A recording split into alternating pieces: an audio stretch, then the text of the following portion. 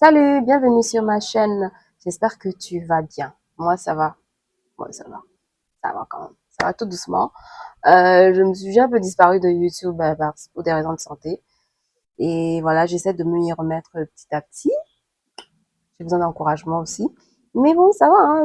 Petit à petit, je reprends, je prends les bonnes habitudes, en fait.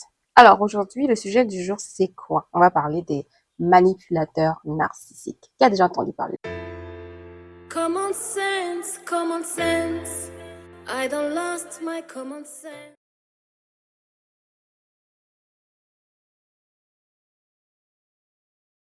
Alors, nous allons définir manipulateur narcissique. C'est quoi un manipulateur narcissique? Un manipulateur narcissique, c'est une personne charmante, c'est un séducteur, c'est une personne qui sait bien parler, c'est une personne qui sait se faire aimer, c'est une personne qui plaît. Ça, c'est de prime abord.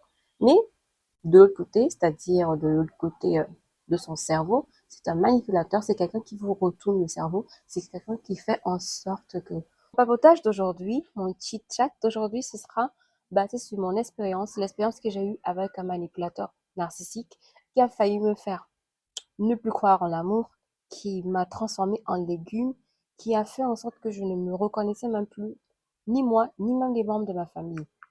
Alors, on va appeler notre manipulateur narcissique Zandi. Ouais, je suis pas jamais venue comme ça à l'esprit. Zandi. Alors, commençons à la jeunesse. Je sors d'un chagrin d'amour. Et ouais, c'est ça qu'on dit souvent que prenez le temps après un chagrin d'amour de vous retrouver. Donc, je sors d'un chagrin d'amour et il s'avère que Zandi a toujours été une personne avec qui je parlais, que je considérais comme un ami, enfin, pas vraiment ami, vraiment, mais juste une connaissance, et qui, en fait, avait des vues sur moi, je le sentais, mais je lui ai fait comprendre que, bah, moi, lui, ça va jamais donner, ça va jamais marcher. Donc, Zandi, je sors d'un chagrin d'amour, et vraiment, j'étais triste, mais alors, je pleurais tout le temps, et ça se voyait en fait, parce que je suis assez transparente et on voit, ça se voit en fait quand mon moral change, ça se voit, ça se voit, ça se voit. Zandi, lui, m'observait tout le temps. Et vu qu'il était, voilà, c'était son plan, il était à la chasse. Donc je sors de mon chagrin d'amour, Zandi se rapproche de moi, je me rapproche de lui. Donc il vient me chercher pour me faire oublier, il me fait sortir, il m'amène en date, mais bon, sans date, enfin, tout en amitié, il se comporte vraiment comme un vrai gentleman. C'était, il m'a aidé à penser mes blessures, il m'a aidé vraiment à passer le cap du chagrin d'amour. Bon, j'ai fait trois erreurs. La première erreur que j'ai faite, c'est de me dévaloriser devant lui. Parce que, vous savez, lors du chagrin d'amour, il y a des phases. Il y a pardon. Il y a la phase de colère, où franchement on est en colère. Il y a la phase où euh, on pleure, on passe toutes ces journées à pleurer, ou bien, enfin, littéralement. Il y a une phase aussi où on se pose des questions, on se demande si c'est pas de notre faute, en fait, si la relation s'est arrêtée, et on se dévalorise. Ben moi, en l'occurrence, moi, je me dévalorisais devant lui, parce que voilà, je me demandais, est-ce que c'est pas ma grande gueule qui a fait en sorte que mon ex me trompe? Est-ce que c'est pas parce que j'ai beaucoup de caractère? Est-ce que je suis assez soumise, etc., etc. Je savais pas que j'étais en train de lui donner les touches, les cartouches qu'il allait utiliser contre moi, les balles qu'il allait utiliser contre moi après. Donc, en fait, voilà, j'ai fait cette erreur-là. Ensuite, j'ai fait une autre erreur, c'est celle de lui confier toutes mes peines, de lui révéler bah, de ne pas avoir été patiente, en fait. J'aurais dû prendre mon temps, j'aurais dû digérer ma déception et puis avant de rebondir. Mais vous savez, les amis aussi, à l'époque, mes amis m'ont dit, non, la fille, vas-y, rebondis, qu'est-ce qu'il y a? Ça va t'aider à penser les blessures. Non, non, non, non, non, non, non. C'est pas vrai. C'est pas vrai. Quand tu sors d'une déception, je dis bien une déception, il faut prendre le temps de se retrouver, de se remettre en question et aussi de prendre la peine de rester seul. C'est pas mauvais. Donc, j'ai fait l'erreur voilà, j'ai commis ces trois erreurs-là. Et donc, c'était à partir, les bases déjà, c'était pas assez solide. Donc, dans les premiers mois, dans le premier, le deuxième mois, le troisième mois, c'était impeccable. On communiquait, on se voyait, il m'envoyait des bonjours, le matin, les choses que j'aime. Donc, quand on est intentionné, la communication, Ça va, tout va bien, comment tu te sens, etc., etc. Enfin, moi, j'étais soutenue à 100%. Et puis, graduellement, bah, le mec, il a commencé à changer. Moi, je lui pose la question, mais je constate que on ne communique plus comme avant. Que se passe-t-il? Tu trouves pas que c'est un peu... Surtout que j'avais besoin de ça. Il y a aussi un truc, c'est que je lui ai montré que j'ai besoin de lui. Je voulais à tout prix rebondir déjà, ne serait-ce que pour prouver à moi-même que, voilà, je peux surmonter le chagrin d'amour. Et puis, je voulais à tout prix aussi quelqu'un qui va me consoler, quelqu'un qui est là. J'avais un peu besoin d'une bouée de sauvetage, en fait. J'ai vu en lui ça, la bouée de sauvetage. Donc, le mec, il a su, il savait que, voilà, je dépendais de lui et tout, et tout, et tout. Donc, quand je lui demande que, mais mec, on se voit plus, Andy, ça va, tu communiques plus trop, on se voit plus trop, tu as plus le temps, tu es tout le temps occupé, que se passe-t-il? Il me dit, non, c'est le travail, non. Oh, ma fille, c'est le travail. J'essaie de dire que, mais avant, tu travaillais, est-ce que tu travaillais pas avant? Il me- Pardon. Il me dit, oh, Nafi, toi et ton fort caractère, il me retourne ce que je lui avais dit, tu vois. Il dit ça contre moi. Il me dit, toi et ton fort caractère, calme-toi, qu'est-ce que tu t'imagines? Il y a rien. Euh, voilà, quoi. Calme-toi, tout va bien. Euh, je suis là. Euh, calme-toi. Moi, voilà, je me remets en question, je me dis, ah, voilà, peut-être qu'il a raison, peut-être que je suis pas aussi assez patiente, peut-être que je suis pas assez soumise. Voilà, il a commencé à me retourner le cerveau. Mais voilà, nous les femmes, généralement, quand ton cerveau commence à tiquer, c'est-à-dire le red flag s'agite là, tu sais qu'il y a quelque chose qui se passe en fait. Bah, le mec, en fait, il m'a prise, il a réussi à m'avoir. Donc là, maintenant, j'étais sous son coude et une autre fois, cherche une autre personne, voilà, qui va envoûter. Bon, bah moi, vu que je suis un peu, parce que il arrivait à m'éteindre, mais des fois, voilà, moi, ma petite lumière se rallumait là. Donc, elle se rallume, je lui dis, mais c'est pas comme ça en fait. Quand on s'est connus, tu étais plus là, tu étais plus présent. Que se passe-t-il? Mais il balançait un truc comme quoi, quand on a déjà attrapé le poisson, est-ce qu'on a besoin encore de tout travailler? Mince. Est-ce que je suis partie? Non, je suis pas partie, je suis restée. Tout ce que j'ai répondu, c'est, mais pourquoi tu parles comme ça? C'est pas bien ce que tu dis.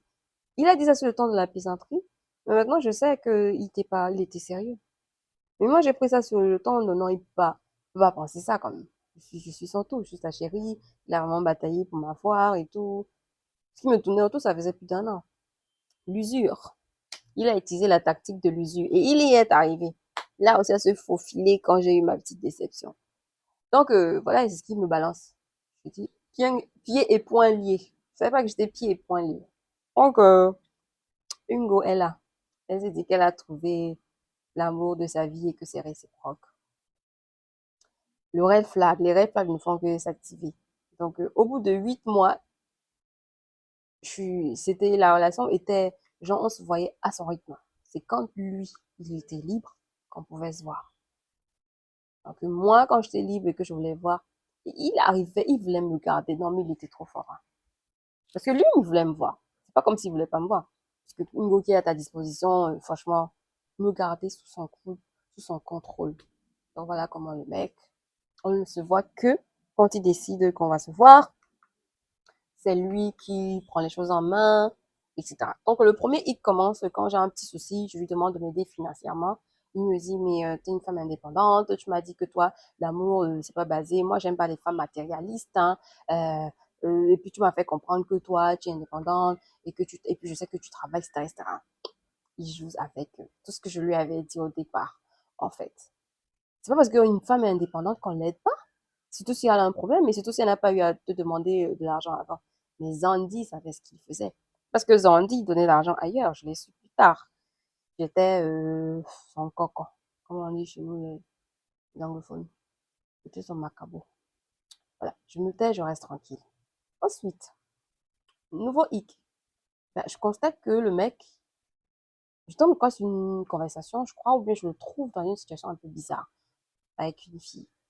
Je lui demande, mais qu'est-ce que tu fais avec la fille? Il me dit, non, c'est son ami qui veut.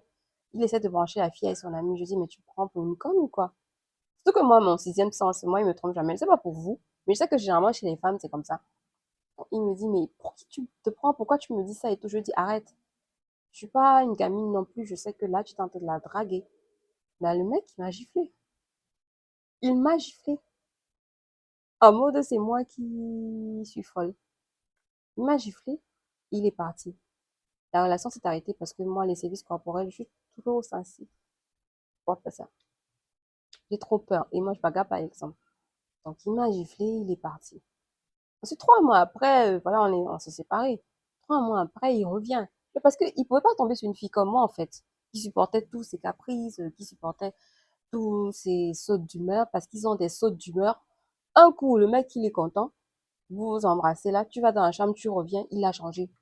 En fait, tu ne comprends pas. Il était incernable. Il ne veut pas que tu le cernes, en fait. C'est cela la stratégie. Donc, le mec, il se rapproche. Oh, la fille, tu crois pas qu'on devrait se remettre ensemble? Jusqu'à présent, il s'est jamais excusé de m'avoir giflé. Mais jamais. De dire à quel point le mec était ignoble. Bon, moi, je me dis, la fille, il faut pardonner parce que j'avais aussi ce défaut-là de pas pardonner facilement. Mais voilà, je dis, bon, la fille, tu perds quoi? Et puis, je veux le recycler et tout, en mode, euh, en mode sex friend aussi. Voilà, je l'avoue. Je me remets avec lui en mode sex friend, en mode voilà, j'ai quoi à perdre, de toute façon je suis célibataire. Et puis j'avais pas envie d'essayer de rencontrer d'autres personnes, ouvrir son cœur, apprendre à découvrir X et tout. C'est pas comme si je me faisais pas draguer, mais j'avais pas envie tellement j'avais peur. Voilà, j'avais peur. Je l'avoue, j'avais peur. Je voulais pas prendre le risque de devoir ouvrir mon cœur. Tant qu'à faire, vu que celui-ci je le connais et que voilà, bref, qu'est-ce qui pouvait m'arriver de pire en fait.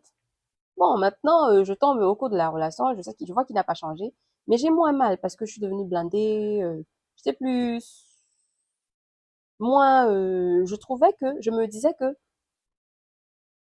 sûrement il y a des gens qui vivent cette situation-là et que non, je ne devrais pas me plaindre en fait. Du tout. Surtout que je me suis engagée, je me suis engagée, j'ai décidé de me remettre avec lui, dans un mois d'assumer en fait. Donc c'était un peu comme si c'était normal, son comportement, alors que pas du tout. Donc avec le mec, je commence à lire les forums, je tombe sur ce forum là où les femmes parlent des manipulateurs narcissiques. Merde. Je vois toutes les caractéristiques qui sont citées. Je essaye de regarder ma relation, je me rends compte que bah, c'est pareil. Le manipulateur narcissique te fait te remettre en question tout le temps, même quand il ne faut pas que tu te remettes en question.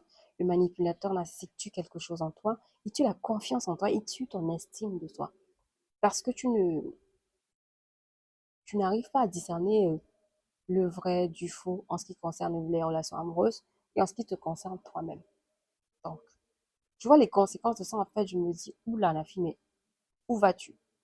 Donc, en mode, je lis, je dis, ah, d'accord, ça va, j'ai compris, la fille, j'étais pas folle, c'était pas moi le problème, c'était réciproque. Je me dis, bon, voilà, c'est un sex friend, il n'y a pas de problème. Mais de toute façon, je commence à me retirer, je ne le sollicite plus, je l'appelle plus beaucoup. Il sent qu'il n'est plus sous mon contrôle, que je ne suis plus sous son contrôle autant pour moi. Donc, de temps en temps, c'est maintenant lui qui revient en mode, voilà, la fille, mais t'es où et tout. Bon, là, j'étais plus trop, voilà, j'étais plus à fond dedans, mais en même temps, j'avais pas lâché la laisse. Ah, comment, un jour, je lui demande de me rendre service, puisque niveau argent, lui, il était hors des questions qu'il donne l'argent. Ça lui arrivait, bien sûr, de me donner quelques, mais c'était pas grand chose, hein, c'était vraiment, c'est pas comme si je m'attendais à ce qu'il me donne le milliard, mais voilà, par rapport à ce qu'il avait et tout, bref. Il était d'un égoïsme pas possible. Donc voilà, un jour, je lui demande de me rendre service, de m'acheter un article que lui seul il pouvait, j'arrivais pas à trouver et j'avais eu besoin de son aide. Donc après, je lui demande, je lui donne un montant approximatif parce que lui-même il n'avait pas le montant en tête.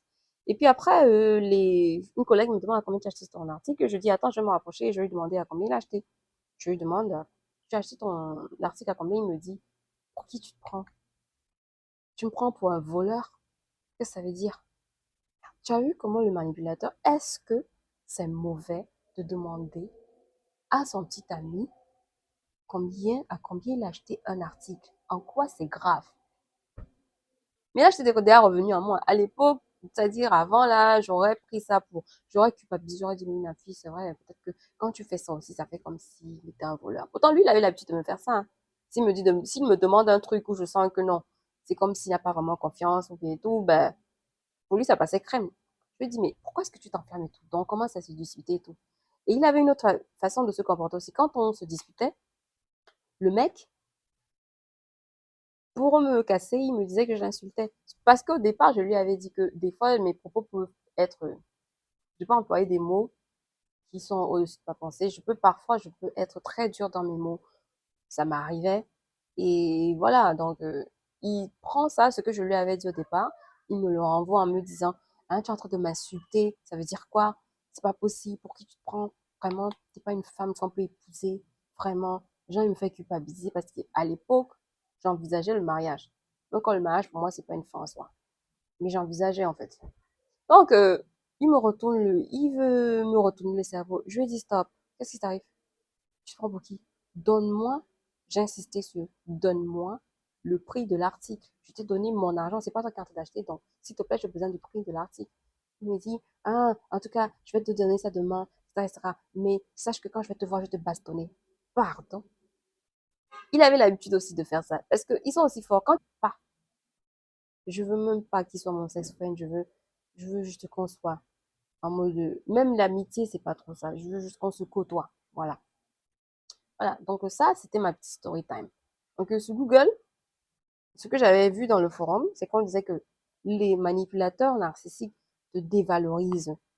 Ils te dévalorisent. Aujourd'hui, il va te dévaloriser et demain, il va te complimenter.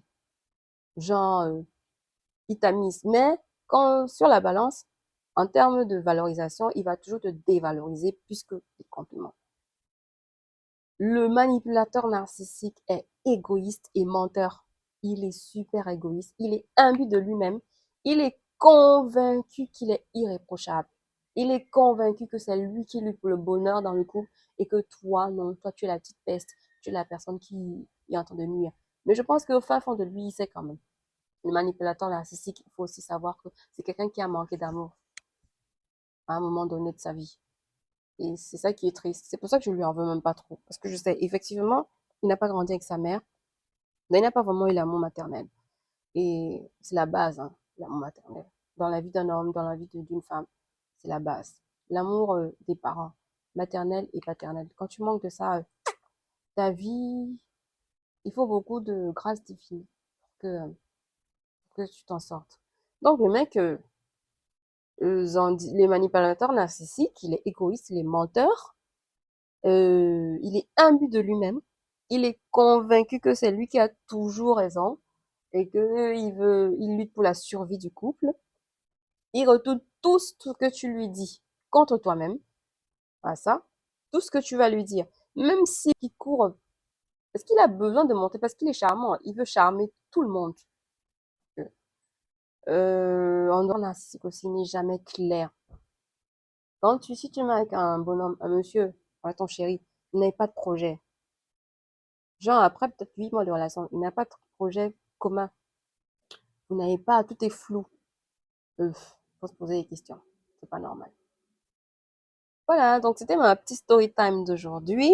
J'espère que tu as aimé. Euh, Courage à celles qui sont passées, qui, va- qui sont en train de passer par là. Il faut juste apprendre à s'aimer et accepter que on a fauté et que, parce que des fois, oui, on veut se prouver que non, on va le changer. Non, c'est impossible. On change pas quelqu'un qui veut pas changer. Donc, accepter que vous avez fauté, accepter, il faut être fair play, accepter qu'on a perdu et passer à autre chose. Parce que des fois, on veut s'accrocher parce qu'on veut montrer que non, on va gagner, on va gagner. Non, non, non, non, non, on gagne pas. Je fais trop les mains alors que j'ai les mains pour rien. Bonjour, bienvenue sur ma chaîne.